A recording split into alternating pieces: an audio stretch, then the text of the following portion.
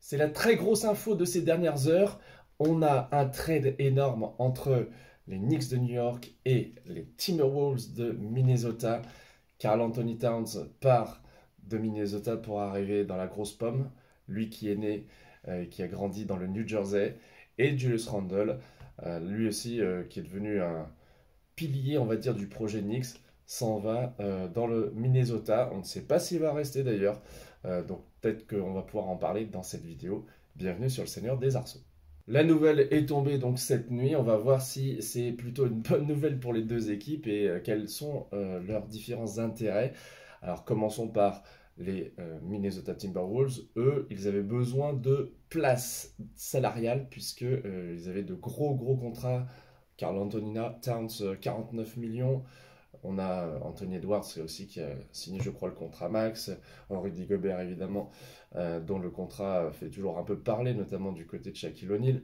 Et d'autres joueurs comme Naz Reid qui est appelé à avoir un bien plus grand rôle. C'est un peu la coqueluche de cette équipe de Minnesota, même si depuis 10 ans, eh bien, Kat était le fer de lance, numéro 1 de draft, qui a réalisé de très belles performances jeunes, qui a tardé peut-être à vraiment prendre son envol, notamment dans la post-season.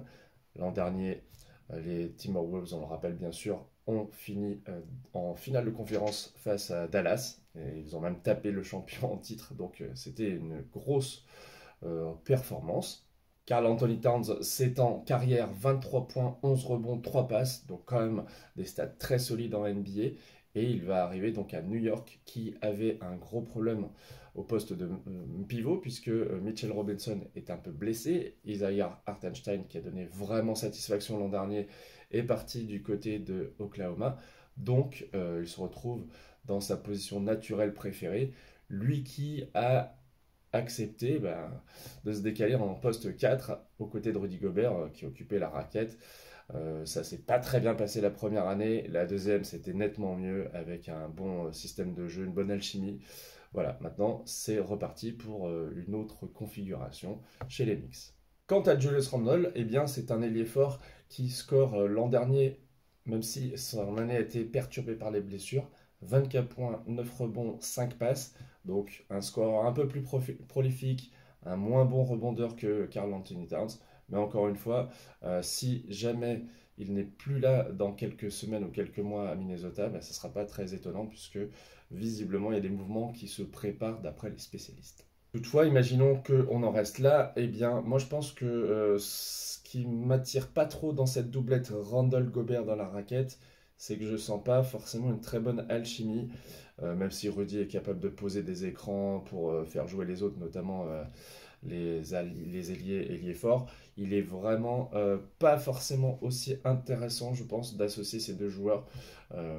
Donc on verra. Peut-être que c'est pas si mal, finalement, s'il y a un vrai poste 4 à côté d'un vrai poste 5.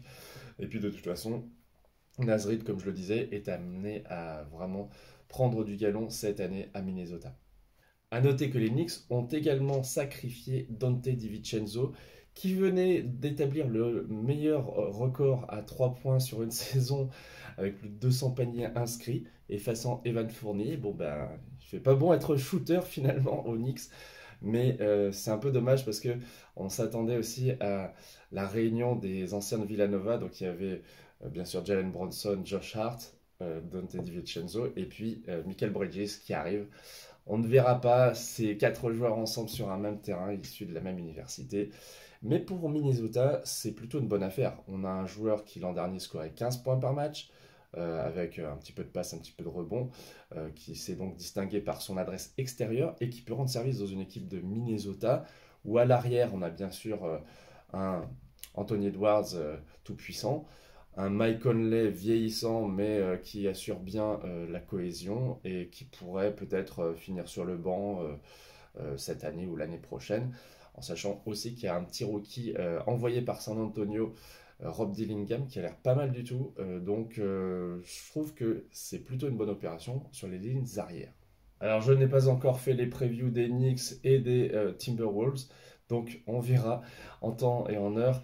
Je vous rappelle que je vais parler de toutes les équipes NBA avant le début de la saison pour se mettre dans le bain et dans l'ambiance. voir les changements qui ont déjà été opérés, le parcours des différentes équipes et puis les perspectives que ça ouvre. En tout cas, je trouve que c'est intéressant, notamment pour les Knicks qui, à mon avis, vont faire très fort dans cette NBA à la conférence Est.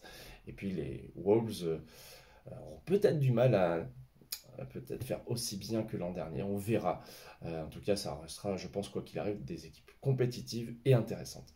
Allez, je vous remercie et à bientôt sur le Seigneur des Arceaux.